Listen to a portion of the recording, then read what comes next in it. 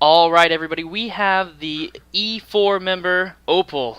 And Opal, I don't know if you're aware, but just about everyone who has had to face you has said you were the hardest challenge. You were the biggest hurdle. You were the person to get through. How does that make you feel? Pretty good. I kind of inflated my ego a little bit, I have to Well, say. well, I think it's deserved because I've interviewed 3 of the 4 people who have made it to the finals, and one of those people, Snoopy, didn't even get the honor to fight against you. And all 3 of them said you were at least the hardest, or one person did say you were the runner-up. But nonetheless, you were always mentioned when it came down to being the most difficult thing. So let me go ahead and jump into these questions.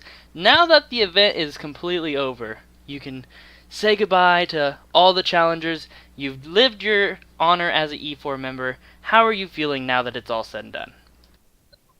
Well, I actually haven't fought anybody for a long time, so I've kind of just been like relaxing for the most part. I've had fun watching everyone duke it out now. Honestly, I'm kind of just looking forward to the next event so I can participate as a challenger instead of an E4 member. Right, absolutely. And that's good to hear from, most of the challengers who have made it through and have made it to the finals. They're like, "Oh, I'm excited to be a gym leader or E4. That sounds so much fun." And it's good to hear that the gym leaders might want to take a stab at the new and different gym leaders and E4 members. Now, when you made your team, and I kind of went over everybody's team, so I'm going to talk about your team. Now, everybody who was on this job had very specific rules, and they were much more stringent and much more difficult to play around. So, my question to you is, what made you decide to use the team that you're using, and why did you think that it would be a challenge for those that faced you? Um, I probably had, I think, the most difficulty making a team because it turns out a lot of dark type Pokemon are either banned or restricted. So it took me like a week just experimenting, and I wasn't originally going to have Mega Sableye. I think I decided, who was I going to have instead? I I was know, going to have Mega Houndoom instead, I think, yeah, for a because I long wanted a time. Greninja. Yep, you were tossing that up. Yep. But it turns out I don't actually know how to use Greninja very well, so it was probably the best idea that I didn't pick him. And it's actually pretty disappointed how Mega Sableye worked out for me. I didn't get to use him to full effectiveness, I think. Oh man, so many people despised your Mega Sableye. That was Oh, another really? thing. I Yeah, thought it was my Bisharp that most people hated. yeah, Sucker Punch Bisharp is definitely good. You never go wrong with that. But a lot of people, because of its tankiness, not even just because of Magic Bounce, but just because of how durable it was, I think a lot of people were not really prepared to face against it. Yeah, but I think my worst slash favorite moment was when I forgot that Mega Lopunny had Scrappy, and I was like, aha! I have foiled you, Money Panda. And I was The- like, oh no! I oh, failed! yes. And Panda had a very hard time against you because how is that was definitely difficult. But Lopunny was the linchpin to get through your team. That was pretty much Yes. what was needed. So the next thing is, if you could change one thing about the event, what would you change? Now again, you're looking at this from an E-Force perspective. You didn't get to battle as many people as you'd like because you're so high on the rank compared to Yeah. someone like Jinx who battled so many. But nonetheless, from your perspective, if you could change any one thing, what would it be? Um, I think it would probably have to go down to time zones for the E4 and gym members. I know it's probably not fair exactly to basically say you can't be part of the gym. You can't be a gym leader or part of the E4 because you're like 12 hours ahead of everybody else. But I know it was like a huge source of frustration for a lot of the challengers because was it 2 or 3 of the E4 or gym leaders were was it in Australia? Australian, Far yeah. away, Mhm. yeah. Or either that, or I think it would probably be better to have people battle each other for spots in the gym leader and E4 rank.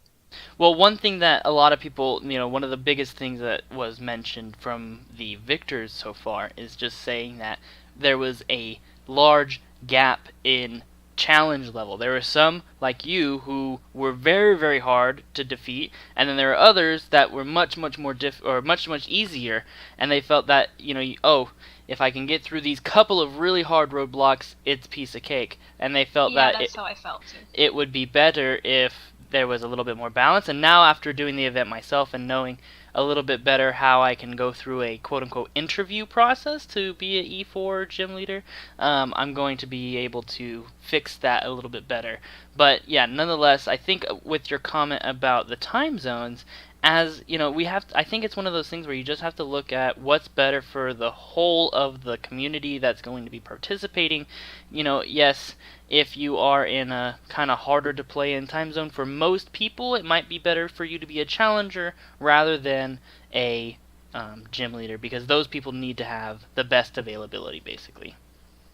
Yeah, that was my general thoughts on it. Although it's not a fun solution for anybody, but like you said, I think it's best to think of the good for the whole competition. Absolutely, absolutely. Now, this was a question that I asked a lot of other people when they made it to the finals. What was something that, or the big thing I was kind of disappointed in is, like we're talking about a little bit, is there's only 4 people in the end. And and basically what I was going to pitch at you is what would be some solutions so that we can make this event more smooth for other people. But I think we just nailed that on the head with our last question. So Yeah.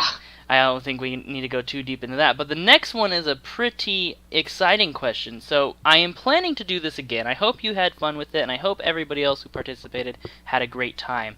But the next time I do this, Sun and Moon will be out. And that's going to change everything, I feel. It's going to change a lot of things. As far as competitive play, from what I read online, Mega Evolutions may not even be, like, they're going to be in the game, but they might not be allowed for competitive play. Oh, shit, I actually didn't know that. Yeah, so that was something I read not that long ago. I actually saw it on a JWitz video, and so that's pretty interesting. And then also the introduction of Z moves and the new Pokemon. But if you could put any one thing, and again, there's still a lot of speculation. We haven't seen everything yet. The game's not out yet. But if you could put one thing that would change the event that we're hosting, would basically just change it completely, what would you say Sun and Moon would add that would change things a lot? I was gonna say Alolan forms before when I was reading the questions, but I didn't know that little bit about Mega Evolutions, so if that does happen to be true, I definitely think that would be the biggest, maybe even roadblock in the competition, because I think a lot of people, myself included, has kind of built their knowledge around Mega Evolutions, and I personally think they've added like a lot of depth to competitive battling, but I also know that a lot of people are frustrated by them and hate them, so it could be a good thing that they are no longer there, but I don't know. Mostly I just want a dark type Persian, so, Yeah, dark Persian is going to be super great, but I agree. I think that everybody is on the fence with Mega Evolutions. They either love them or hate them, and I agree with you. I think they do add a really interesting dynamic to the competitive play, and I think it's almost a shame to take away that layer. But at the same time, if, for example, we don't know how impactful something like Z moves might be, it might be that Mega Evolution kind of thing. Panda had even mentioned it's one thing if it's just like a strong stab move or something, but it's another thing if it's a horn drill with 100% accuracy. Oh yeah. So that's so that's where I'm very interested to see what we'll end up with that. But even with the loss of Mega Evolutions, it just really does shift the meta, and where we will have to really see what balances things out without Megas, because it does change a lot. It's almost like we'd be going back in time.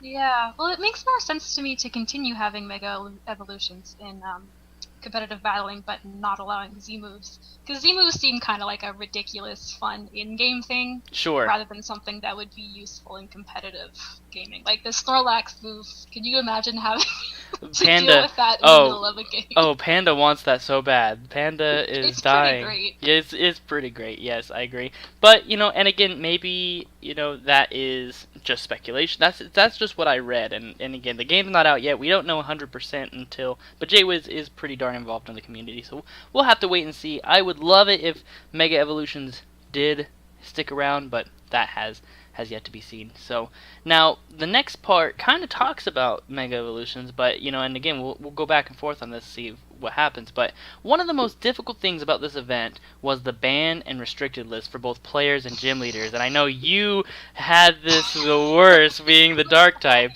And so the question then I would have to you is, if you could change one part about just that spot, what would you change for the better of the event? Not just to get the best Pokemon on your team, but I'm kidding. But how do you think we could improve it to make it a better for the overall experience?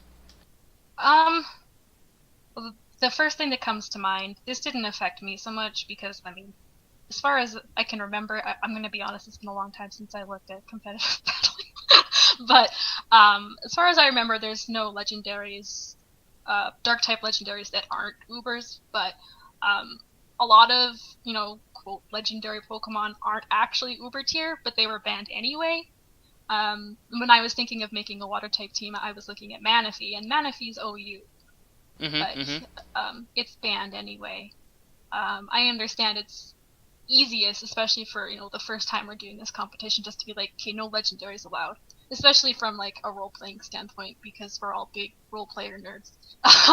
Right. I understand that, but Well, otherwise, honestly, I think I understand the restricted list. Like, it would be ridiculous for me to have Greninja and Mega Sableye on the same team, and I understand. Sure. And I actually thought, as frustrating as it was kind of fun to put together a team that actually ended up being super badass without just being like, okay, I'm gonna have all these super strong Pokemon. Yeah, it's like especially your dark type. It was the worst and was most important. Where I had to really, really look at the Pokemon and evaluate, pro and cons, because it's like dark type has Tyranitar, has Greninja, Yeah, has that was the problem. I forgot Tyranitar. yeah, has so many just powerhouse, amazing Pokemon.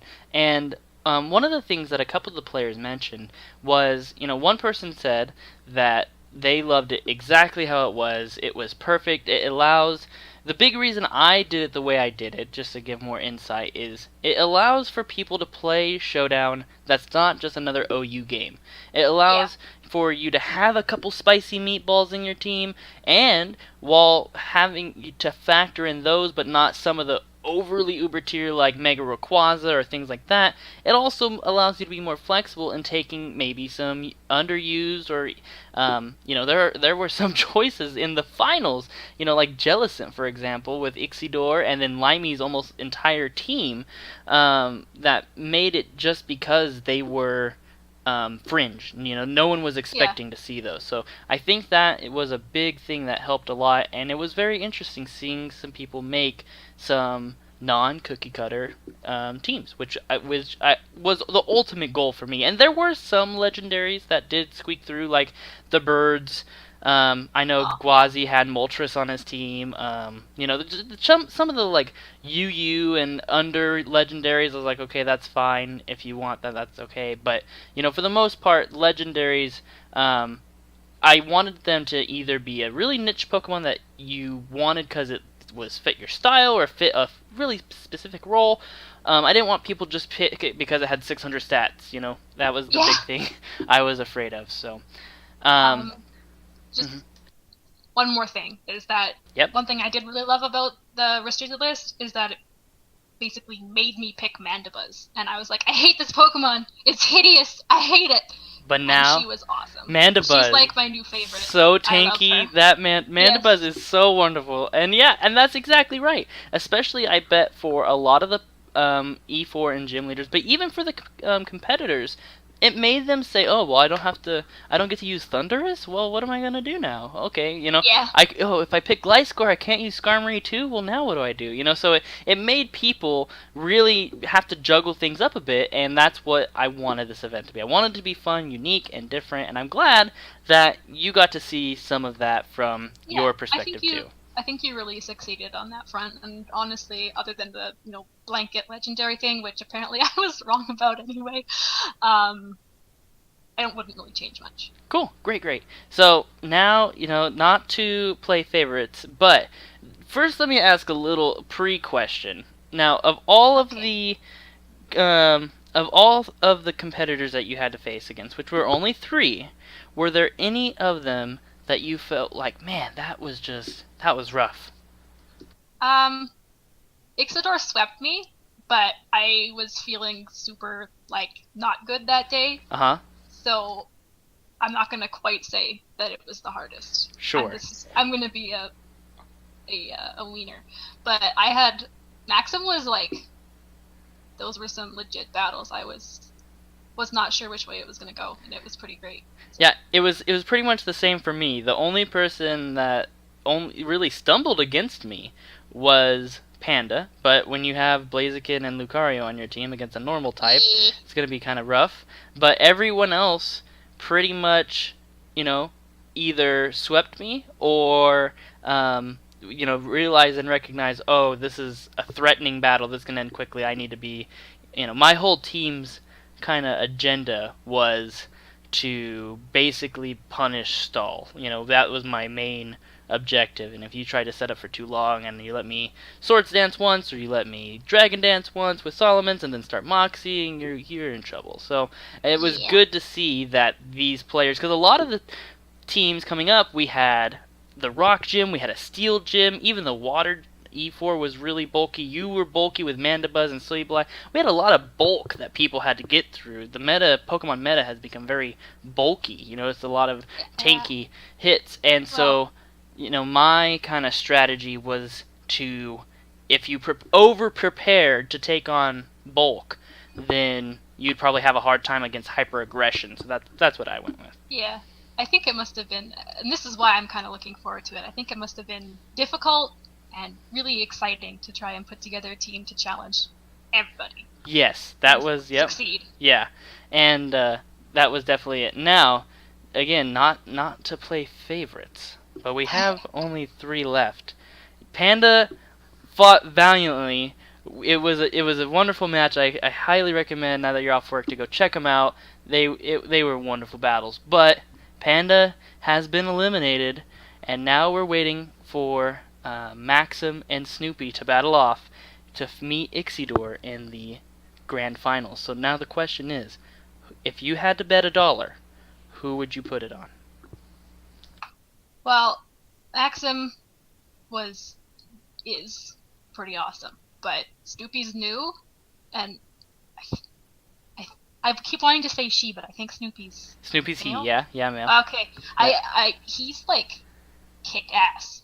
He's just come up from the shadows and he ass, so. was one of the last people to sign up for the event. He basically squeaked in right before I closed the doors for new competitors, and he battled as hard as he could. And he was one of the people that the biggest opponent for him wasn't the members of the team, it was time zones. That was his hard thing. So that's why I made the wildcard event the way I did. We had 4 people. And you know what? After all these videos, I hope that Lucky Cool Hawk has been paying attention to these videos, because I'm going to give him a small shout out. Even though you didn't get to battle him, he battled so hard and against so many people, and he made so many awesome teams and just fell so barely short. That, I was cheering for him the whole time. I know. It would have been amazing if we had, a few more people who had actually made it to the grand finals. And I definitely think that if he had more time to kind of find that perfect niche team and everyone was available and etc., he probably would also have made it, just from sheer unwillingness to give up, which is awesome. Yeah, it's pretty good quality to have. So, well, with that, I think that concludes everything that I wanted to touch on, and I really appreciate you taking the time to talk about the event with me, and No worries. a couple of people have said. Now, here's what I was kind of thinking about this too, because I would love to be a challenger myself, but Yeah. it's kind of like I almost feel it's kind of gimmicky for me to put on an event, put all the rules in place, and then challenge it. So Yeah. I think next time what I might do is I might be the first gym leader. I might do that, and there might be some other things that come into play. But I think one of the other Oh, girl. considerations would be to have the victor have the opportunity to be the champion for the next event. That would be pretty awesome, I think. I like think that. I think so. It'd basically be they'd have a champion belt, and your end goal not only to get the grand prize, whatever it is, next time, but is be able to carry that on. So that might be a cool idea. We'll have to ponder it. And I dig it. yeah. So nonetheless, Opal, really appreciate your time, and I hope that when the next time comes around, you'll be just as excited as it will be for this one. And I'm really looking forward to it. So any Me too. last words or last remarks you'd like to do before I close this interview down? Hashtag Snorlax sucks. Calling out Panda. Poor Andre. Oh man, that's true though. I mean, immunity is rough, man. That's true. Hashtag. You know what? He's the one too that was so excited about his memes. His what was it? Get Goosed and Andre for life, basically. Yeah. And so yeah, we'll have to make a hashtag. If shirts come out, that will be one of them. I think so. But no, Andre's a good guy. Yeah, he's nice. He's gonna get to pancake people in Sun and Moon. It'll be all good. Yes. All right, Opal. Thanks again. Appreciate it. No worries.